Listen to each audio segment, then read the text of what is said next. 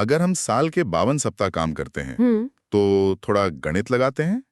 हाँ 4 सप्ताह का 1 महीना होता है। जी बिल्कुल। तो इस हिसाब से जो 52 सप्ताह हैं वो असल में 13 महीने के बराबर होते हैं। एकदम सही गणित है। लेकिन जो कॉन्ट्रैक्ट होता है या जो हमारी सैलरी स्लिप होती है वो हम्म। केवल 12 महीने की होती है। हाँ वो 12 महीने पर ही अटक जाती है। तो वो जो एक पूरा अतिरिक्त महीना है उसका क्या हुआ? वही तो सबसे बड़ा सवाल है। मतलब 1930 और 40 के दशक में भारत के मजदूरों का वो 13वां महीना हाँ पूरी तरह से मुफ्त का श्रम था। बिल्कुल एकदम अब मुफ्त। मिल मालिक उस 1 महीने का खून पसीना बिना एक भी पैसा दिए निचोड़ रहे थे। और कोई सवाल भी नहीं उठाता था उस वक्त। सही कहा।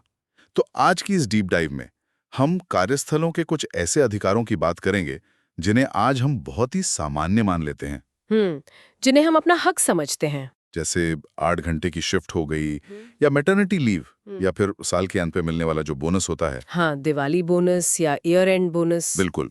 हमें अक्सर लगता है कि ये सारी सुविधाएं शायद किसी आधुनिक कॉर्पोरेट एचआर मैनुअल की देन है। जो कि बहुत बड़ी गलतफहमी है। वाकई, क्योंकि इन सभी की नींव तो आजादी से पहले ही उस दौर में रखी गई थी जब डॉक्टर B.R. अम्बेडकर वाइसरॉय के एग्जीक्यूटिव काउंसिल में लेबर मेंबर यानी श्रम मंत्री थे। जी तो चलिए इस इतिहास को और बाबा साहेब के श्रमिक सुधारों की मूल भावना को थोड़ा विस्तार से समझते हैं। बिल्कुल। और देखिए यहाँ ये समझना बहुत ज़रूरी है कि ये चर्चा केवल कुछ पुराने सरकारी दस्तावेजों के बारे में नहीं है या केवल लेबर कानूनों के पन्नों तक सीमित नहीं है। ये असल में एक पूरी अमानवीय व्यवस्था को मतलब जड़ से पलटने की कहानी है। एक बहुत ही बड़े बदलाव की कहानी। जी। उस दौर में सोचिए जब एक मजदूर सुबह फैक्ट्री का सायरन सुनकर काम पर जाता था तो मिल मालिक की नज़र में वो इंसान था ही नहीं। तो वो क्या था उनके लिए? वो बस मशीन का एक पुर्जा था। मतलब जब तक पुर्जा चल रहा है उसे चलाते रहो बिना थके। ये तो बहुत ही भयानक स्थिति है। बिल्कुल। और बाबा साहेब का जो विजन था वो सिर्फ कुछ नियम बदलना नहीं था। उनका मिशन उस पुर्जे को एक नागरिक का दर्जा दिलाना था। एक इंसान होने का दर्जा। हाँ एक ऐसा नागरिक जिसकी अपनी गरिमा हो, सम्मान हो और अपना एक सामाजिक जीवन भी हो। और अगर हम गरिमा की बात करें तो मुझे लगता है गरिमा की शुरुआत तो सबसे बुनियादी चीज से होती है ना। मतलब आप किस चीज की बात कर रहे हैं? समय। मेरा मतलब है समय और श्रम का मूल्य। बिल्कुल सही कहा। उस समय 14-14 घंटे की शिफ्ट होती थी। जी 12 से 14 घंटे का नियम था। मतलब आप सुबह अंधेरे में घर से निकले और रात को अंधेरे में वापस आए। ये तो एक तरह से बंधुआ मजदूरी हो गई। इसमें और बंधुआ मजदूरी में कोई खास फर्क नहीं था। लेकिन मैं यहाँ एक बात सोच रहा था। जी बताइए। 1942 से 1946 के बीच जब बाबा साहेब लेबर मिनिस्टर थे तब तो दूसरा विश्व युद्ध चल रहा था, है ना? जी हाँ बिल्कुल। दूसरा विश्व युद्ध अपने चरम पर था। तो ब्रिटिश सरकार का पूरा जोर तो इस बात पर रहा होगा कि फैक्ट्रियों से ज्यादा उत्पादन निकाला जाए। बिल्कुल। उन्हें तो बस प्रोडक्शन चाहिए था। ऐसे में काम के घंटे 14 से घटाकर अचानक 8 घंटे कर देना, मतलब क्या ब्रिटिश सरकार या भारतीय मिल मालिकों ने इसका विरोध नहीं किया? विरोध तो बहुत तगड़ा हुआ था। वही तो, ये तो उनके मुनाफे पर सीधा वार था ना। बिल्कुल था। और यहीं पर देखिए बाबा साहब की जो रणनीतिक सूझबूझ है वो नजर आती है। अच्छा, वो कैसे? विश्व युद्ध के समय जब ब्रिटिश सरकार को भारतीय मजदूरों के समर्थन की मतलब सबसे ज्यादा जरूरत थी तब उन्होंने इस अवसर का इस्तेमाल मजदूरों के हित में किया। मतलब मौके का सही फायदा उठाया। हाँ उन्होंने ये तर्क बहुत मजबूती से रखा कि एक थका हुआ और कुपोषित मजदूर जो 14 घंटे मशीन के सामने खड़ा है वो कभी भी बेहतरीन उत्पादन नहीं दे सकता। ये तो बहुत ही लॉजिकल बात है ना? लेकिन उनका मुख्य तर्क सिर्फ आर्थिक मुनाफे का नहीं था। तो मुख्य तर्क क्या था? मुख्य तर्क था मानव गरिमा का, इंसान के सम्मान का। यानी काम के घंटे घटाना मतलब सिर्फ शारीरिक थकान मिटाने के लिए नहीं था। बिल्कुल नहीं। 8 घंटे का नियम असल में मानव जीवन को एक संतुलन देने के लिए था जिसे आज हम वर्क लाइफ बैलेंस कहते हैं। क्या बात है, मतलब वर्क लाइफ बैलेंस की नींव उस समय रखी जा रही थी। जी आप खुद सोचिए अगर कोई व्यक्ति 14 घंटे केवल एक मशीन का पहिया घुमाएगा तो वो एक पिता के रूप में या एक पति के रूप में समाज को क्या समय देगा? कुछ भी नहीं, उसके पास उस समय ही नहीं बचेगा। बिल्कुल। वो किताबें कब पढ़ेगा, वो अपने अधिकारों के बारे में सोचने का समय कब निकालेगा? सही बात है, वो तो बस मशीन बनकर रह जाएगा। तो काम के घंटे सीमित करके उन्होंने असल में मजदूरों को सोचने और जीने का समय वापस लौटाया। ये एक बहुत ही शक्तिशाली विचार है। मतलब समय की आजादी असल में चेतना की आजादी है। एकदम सटीक बात कही आपने। और जो हमने शुरुआत में वो 13 महीने वाले गणित की बात की थी, वो भी तो इसी शोषण का ही हिस्सा था। बिल्कुल, वो सीधा सीधा आर्थिक शोषण था। आज जब हमें दिवाली पर या साल के अंत में बोनस मिलता है, तो कई बार कॉर्पोरेट ईमेल ऐसे लिखे जाते हैं जैसे जैसे कंपनी हम पर कोई बहुत बड़ा एहसान कर रही हो। हाँ, जैसे वो कोई इनाम दे रहे हो हमें। बिल्कुल, जैसे कोई गिफ्ट मिल रहा हो। और यही तो सबसे बड़ी गलतफहमी है जिसे बाबा साहेब ने उसी समय तोड़ा था। अच्छा, कैसे? देखिए, आर्थिक न्याय केवल महीने का वेतन पकड़ा देने तक सीमित नहीं होता है। जब उन्होंने बोनस की व्यवस्था को कानूनी रूप दिया, तो उन्होंने बिल्कुल स्पष्ट कर दिया था कि यह कोई गिफ्ट नहीं है। या मालिकों की कोई दया नहीं है। बिल्कुल नहीं। ये उस 13वें महीने के श्रम का उचित मूल्य है जो मजदूर साल भर करता है। मतलब जो मुफ्त का काम वो कर रहा था उसका पैसा। जी, ये उस अतिरिक्त उत्पादकता का हिस्सा है जो मजदूर के पसीने से पैदा हुई है। सही बात है। तो उन्होंने बोनस को उस इनाम की श्रेणी से निकालकर सीधा अधिकार की श्रेणी में खड़ा कर दिया। ये तो माइंडसेट बदलने वाली बात हो गई। और अगर हम श्रम के मूल्य और गरिमा की बात कर ही रहे हैं, तो समाज के सबसे हाशिए पर खड़े वर्ग की बात तो करनी ही होगी। आप किस वर्ग की बात कर रहे हैं? महिला श्रमिकों की। क्योंकि एक आम मजदूर का शोषण तो होता ही है, लेकिन एक महिला श्रमिक का जो शोषण है वो तो दोहरा होता है। बिल्कुल, समाज में और कार्यस्थल पर भी। उसे फैक्ट्री में भी पसीना बहाना है और फिर घर आकर भी चूल्हा संभालना है। ये बहुत ही संवेदनशील मुद्दा है। उस समय महिला श्रमिकों को कार्यबल का सबसे कमजोर हिस्सा माना जाता था। शायद इस्तेमाल करके फेंक देने वाला हिस्सा। दुखद है, लेकिन सच यही है। और यहीं से मातृत्व लाभ यानी मैटरनिटी बेनिफिट की जो अवधारणा है वो सामने आती है। और ये बात मुझे आज के संदर्भ में भी मतलब बहुत हैरान करती है। वो क्यों? क्योंकि आज भी अगर हम दुनिया के कई तथाकथित विकसित देशों की नीतियां देखें, तो वहां आज भी वेतन सहित मातृत्व अवकाश मतलब पेड मैटरनिटी लीव पर बहुत तीखी बहसें चल रही हैं। जी, वहां अभी तक ये पूरी तरह से सुलझा नहीं है।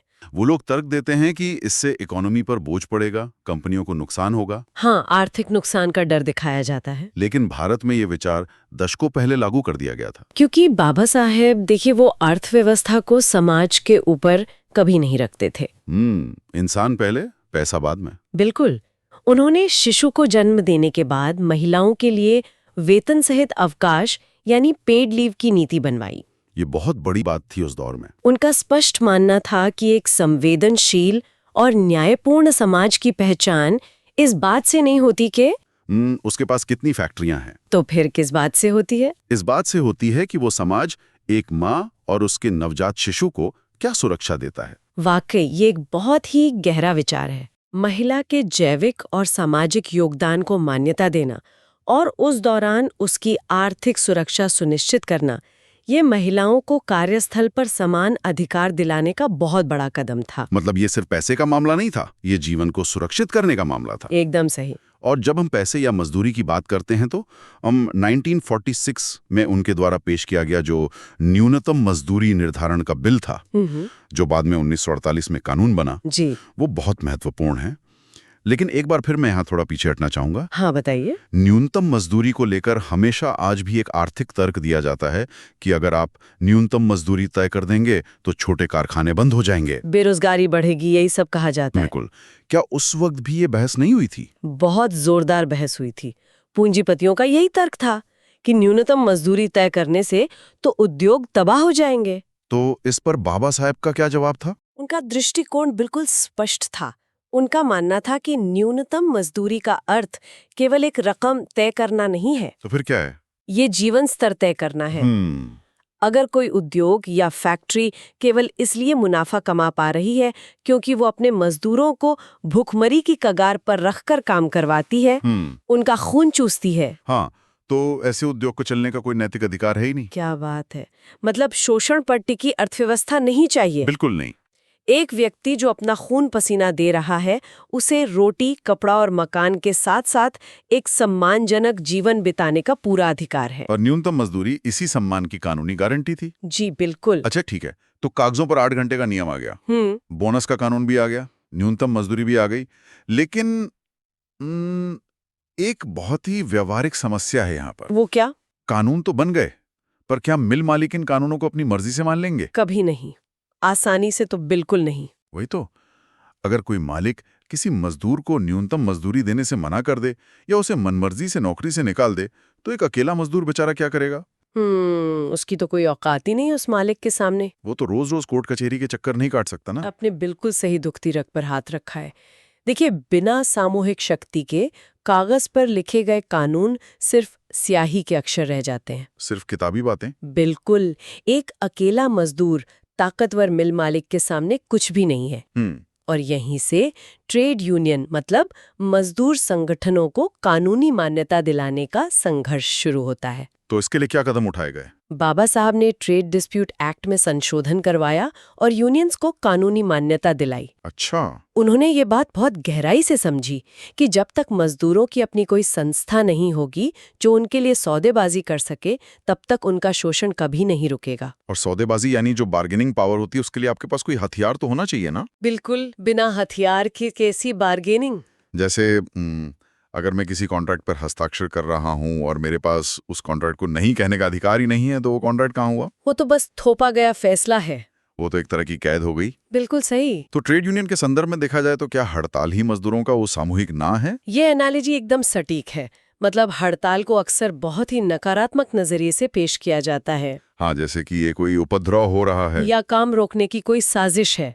लेकिन 1938 में जब बम्बई प्रांत की सरकार मजदूरों के हड़ताल के अधिकार को कुचलने के लिए ट्रेड डिस्प्यूट बिल ला रही थी, तब बाबा साहेब ने बम्बई विधानसभा में इसका सबसे कड़ा विरोध किया था। उनका तर्क क्या था उस विरोध के पीछे? तर्क बहुत सीधा था। क्योंकि कोई भी सरकार तो यही कहेगी कि हड़ताल से अर्थव्यवस्था का भारी नुकसान होता। हाँ, लेकिन बाबा साहेब ने कहा कि हड़ताल केवल विरोध प्रदर्शन नहीं है, ये स्वतंत्रता की अभिव्यक्ति है, आजादी का सबूत है। बिल्कुल। अगर आप मजदूरों से हड़ताल का अधिकार छीन लेते हैं तो इसका सीधा मतलब क्या है? कि आप उन्हें मजबूर कर रहे हैं। हाँ, आप उन्हें उनकी इच्छा के विरुद्ध काम करने पर मजबूर कर रहे हैं। और जब किसी व्यक्ति से उसकी इच्छा के खिलाफ काम लिया जाता है तो उसे क्या कहते हैं? उसे गुलामी कहते हैं। बिल्कुल, उसे गुलामी कहते हैं। हड़ताल का अधिकार ही वो शक्ति है जो एक आजाद मजदूर को गुलाम बनने से रोकती है। ये एक बहुत ही शक्तिशाली विचार है। मतलब हड़ताल का अधिकार छीनना असल में इंसान की आजादी छीनना है। एकदम सही। लेकिन चलिए एक कदम और आगे बढ़ते हैं। जी। आपने कहा कि ट्रेड यूनियन मजदूरों को एकजुट करती है। लेकिन क्या सिर्फ यूनियन बना लेने से या पर्चा छपा लेने से समस्या हल हो जाती है? हम आज भी देखते हैं कि यूनियनें कई बार बहुत कमजोर पड़ जाती हैं। बिल्कुल पड़ जाती हैं। तो बाबा साहेब ने इस सामूहिक शक्ति के रास्ते में कौन सी दीवारें देखी थीं? और यहीं से देखिए, ये पूरी चर्चा कारखाने की चारदीवारी के भीतर से निकलकर पूरे समाज की संरचना पर आ जाती है। मतलब असली जड़ तक। जी। बाबा साहेब ने भारत के श्रमिक वर्ग के दो सबसे बड़े और खतरनाक दुश्मन पहचाने थे। कौन से दो दुश्मन? पहला दुश्मन था पूंजीवाद और दूसरा दुश्मन था भेदभाव की कुव्यवस्था, यानी ब्राह्मणवाद या जाति व्यवस्था। उन्होंने बिल्कुल स्पष्ट कर दिया था कि जब तक ये दोनों मौजूद हैं, कारखाने के अंदर की समानता बाहर की सामाजिक असमानता से हमेशा हारती रहेगी। मैं यहाँ आपको थोड़ा रोकना चाहूंगा। जी, बोलिए। पूंजीवाद का विरोध तो समझ में आता है, वो सीधा सीधा आर्थिक शोषण है। लेकिन जाति व्यवस्था तो एक सामाजिक ढांचा है। एक फैक्ट्री के फ्लोर पर जहां सिर्फ मशीनें चल रही हैं, वहां जाति व्यवस्था मजदूरों की सौदेबाजी की ताकत को कैसे कमजोर करती है? ये बहुत ही अहम सवाल है। इसका सीधा मैकेनिज्म क्या है? इसका मैकेनिज्म बहुत ही महीन है और उतना ही खतरनाक भी है। अच्छा। बाबा साहेब ने एक बहुत गहरी बात कही थी कि भारत में जाति व्यवस्था केवल कार्यों का या श्रम का विभाजन नहीं है। तो क्या है? ये असल में श्रमिकों का विभाजन है। इन दोनों बातों में क्या अंतर है? थोड़ा और समझाइए। देखिए, दुनिया के हर समाज में काम का बंटवारा होता है। Division of labour. हाँ, कोई लकड़ी का काम करता है, कोई लोहे का, कोई कपड़े का, ये तो स्वाभाविक है। बिल्कुल। लेकिन भारत में क्या हुआ? यहाँ एक दर्जे के मजदूर को दूसरे दर्जे के मजदूर से जन्म के आधार पर उच्च, श्रेष्ठ या नीच माना गया। हाँ, जो कि हमारी सबसे बड़ी त्रासदी है। अब जरा सोचिए, एक फैक्ट्री में दो मजदूर काम कर रहे हैं, मिल मालिक दोनों का बराबर शोषण कर रहा है। तो सामान्य स्थिति में उन्हें क्या करना चाहिए? उन्हें एकजुट होकर यूनियन बनानी चाहिए और मालिक के खिलाफ अपनी आवाज उठानी चाहिए। बिल्कुल, जिसे हम क्लास सॉलिडेरिटी कहते हैं। लेकिन भारत में क्या होगा? क्या होगा? जो मजदूर सवर्ण जाति का है, वो उस मजदूर के साथ बैठकर पानी तक नहीं पिएगा जो दलित जाति का है। अरे मतलब ये तो एकदम कड़वी सच्चाई है। तो आप ही बताइए, क्या वे कभी कंधे से कंधा मिलाकर हड़ताल कर पाएंगे? कभी नहीं। उनके बीच तो पहले से ही दीवार है। बिल्कुल। और मिल मालिक इस सामाजिक विभाजन को बखूबी समझता है। तो इसका फायदा उठाएगा। वो जानता है कि ये मजदूर आपस में ऊंच नीच के खानों में बटे हुए हैं। ये कभी एकजुट होकर मेरे मुनाफे को चुनौती दे ही नहीं सकते। मतलब जाति व्यवस्था दरअसल मजदूरों की एकता को तोड़कर पूंजीपति का ही फायदा करवा रही है। एकदम से। यह पूंजीवाद का सबसे बड़ा सुरक्षा कवच है भारत में। ये तो वाकई आंखें खोलने वाला विश्लेषण है ना? उस समय के जो परंपरागत वामपंथी या मार्क्सवादी विचारक थे, उनका पूरा ध्यान तो सिर्फ आर्थिक वर्ग संघर्ष पर ही था। जी, वे सिर्फ क्लास स्ट्रगल की बात करते थे। वे इस गहरे सामाजिक विभाजन को शायद पूरी तरह नजरअंदाज कर रहे थे। एकदम सही पकड़ा आपने। और इसीलिए 1936 में बाबा साहब ने इंडिपेंडेंट लेबर पार्टी यानी स्वतंत्र मजदूर पार्टी की स्थापना की। अच्छा, अपनी खुद की राजनीतिक पार्टी। जी। इस पार्टी का घोषणा पत्र अगर आप पढ़ेंगे तो वो केवल किसी एक जाति के लिए नहीं था। तो उसमें कौन कौन शामिल था? वो मिल मजदूरों, खेत मजदूरों, किसानों और निम्न मध्य वर्ग सबके अधिकारों की बात करता था। मतलब सभी शोषित वर्गों को एक साथ लाना। बिल्कुल। उनका विजन था कि आर्थिक शोषण और सामाजिक भेदभाव, इन दोनों के खिलाफ जो लड़ाई है वो एक साथ लड़ी जानी चाहिए। और शायद इसी दिशा में उन्होंने सफाई कर्मचारियों को भी संगठित किया था, जो उस समय समाज के सबसे हाशिए पर थे। जी हाँ, चाहे बम्बई म्यूनिसिपल कामगार यूनियन हो या दिल्ली के सफाई कर्मचारियों का संगठन हो, उन्होंने ये सुनिश्चित किया कि जो समाज के सबसे निचले पायदान पर है, उनका संगठित होना सबसे ज्यादा जरूरी है। सही बात है। इसके साथ ही उन्होंने ट्रेड यूनियनों को एक बहुत बड़ी चेतावनी भी दी थी उस समय। क्या चेतावनी थी वो? उन्होंने कहा था कि अगर ट्रेड यूनियनें केवल वेतन बढ़ाने या काम के घंटे कम करवाने जैसी सिर्फ आर्थिक मांगों तक सीमित रहेंगी और सरकार या राजनीतिक सत्ता पर कब्जा करने को अपना लक्ष्य नहीं बनाएंगी, तो वे कभी सफल नहीं होंगी। मतलब सिर्फ पैसे के लिए मत लड़ो, सत्ता के लिए भी लड़ो। बिल्कुल, वरना वे केवल नेताओं की आपसी खींचतान और झगड़ेबाजी का अड्डा बनकर रह जाएंगी। जो कि हम आजकल यूनियनों में देखते भी हैं। हाँ, राजनीति ही वो चाबी है जो नीतियों के दरवाजे खोलती है। बिना सत्ता में हिस्सेदारी के मजदूर हमेशा केवल मांगने वाले ही बने रहेंगे। वे कभी नीति बनाने वाले नहीं बन पाएंगे। इस पूरी चर्चा को अगर हम समेटें जी, तो एक बहुत बड़ी और स्पष्ट तस्वीर उभरती है। अक्सर हम देखते हैं कि एक बहुत ही सुविधाजनक नजरिया अपना लिया जाता है, जहां इन महापुरुषों को केवल मतलब दलितों के मसीहा का एक सीमित टैग दे दिया जाता है। हाँ, उन्हें खांचे में फिट कर दिया जाता है। व्यक्तित्व और उनकी दूरदृष्टि को एक बहुत ही छोटे दायरे में बांधने जैसा है। ये सचमुच उनके विचारों की विशालता को बहुत कम करके आंकना है। वाकई उनके हर फैसले के केंद्र में समानता, न्याय और मानव गरिमा के ही सिद्धांत थे। उनका कार्य हर वंचित, शोषित महिला, गरीब किसान और मजदूर के लिए था, किसी एक वर्ग के लिए नहीं। बिल्कुल नहीं। चाहे वो कार्यस्थल पर सुरक्षा के नियम हो या महिलाओं के लिए मातृत्व लाभ हो या न्यूनतम मजदूरी का कानून हो। जी, ये सब असल में एक आधुनिक और न्यायपूर्ण समाज की नींव रखने का ही प्रयास था। और यही मुझे लगता है आज की इस चर्चा की सबसे बड़ी प्रासंगिकता है। बिल्कुल। आज जब 8 घंटे की शिफ्ट खत्म होने पर हम अपना लैपटॉप बंद करते हैं, जी, या जब बैंक खाते में साल भर की मेहनत का बोनस क्रेडिट होता है, या जब कार्यस्थल पर कोई सहकर्मी मातृत्व अवकाश पर जाती है, ये रखना बहुत जरूरी है कि ये सारे अधिकार हमें किसी की खैरात में नहीं मिले हैं। बिल्कुल सही बात है। ये आसमान से नहीं गिरे हैं। जी, ये एक लंबी जद्दोजहद, गहरी राजनीतिक सूझबूझ और एक बहुत ही स्पष्ट विचारधारा का परिणाम है। अधिकार कभी भी देखिए थाली में सजाकर नहीं दिए जाते हैं। उन्हें छीनना पड़ता है, उन्हें समझना पड़ता है, उनके लिए एकजुट होना पड़ता है और अपनी सामूहिक शक्ति से उन्हें प्राप्त करना पड़ता है। बाबा साहेब ने दशकों पहले हमें ये बता दिया था कि पूंजीवाद और जो सामाजिक भेदभाव हैं, वो श्रमिकों के सबसे बड़े दुश्मन हैं और एकता ही एकमात्र बचाव है। एकदम सही। लेकिन चलिए इस पूरी चर्चा को आज के हमारे आधुनिक जीवन से जोड़ते हैं। एक ऐसा सवाल जो हम सबको अपने आसपास देखने पर मजबूर करेगा। वो क्या है? आज के इस डिजिटल दौर में, जहां वर्क फ्रॉम होम का चलन है, गिग इकोनॉमी है, जी, सब कुछ ऑनलाइन है। हम सब शारीरिक रूप से एक दूसरे से कटे हुए हैं, अपने अपने कमरों में बस एक स्क्रीन के पीछे बैठे हैं। हमारे पास कोई फैक्ट्री का फ्लोर तो है नहीं जहां हम एक साथ इकट्ठा हो सकें। सही बात है, वो साझा जगह अब खत्म हो गई है। तो ऐसे में सोचने वाली बात यह है कि वे कौन सी नई अदृश्य दीवारें हैं जो आज भी हमें एकजुट होने से रोक रही हैं? ये बहुत गहरा सवाल है। क्या अलग-अलग क्यूबिकल्स में और अलग-अलग स्क्रीन के पीछे बैठकर भी हम आज वही मानसिक रूप से बटे हुए श्रमिक ही तो नहीं है जो अपने-अपने इल्यूजन में जी रहे हैं? खुद को अलग मानकर। क्या आज का ये बिखरा हुआ कार्यस्थल एक नए तरह का श्रमिकों का विभाजन नहीं है? वाकई ये सोचने पर मजबूर करता है। ये एक ऐसा सवाल है जो हम सभी को अपने काम, अपने अधिकारों और आपस की एकजुटता को एक बिल्कुल नए नजरिए से देखने पर मजबूर करता है। इस पर सोचिएगा जरूर।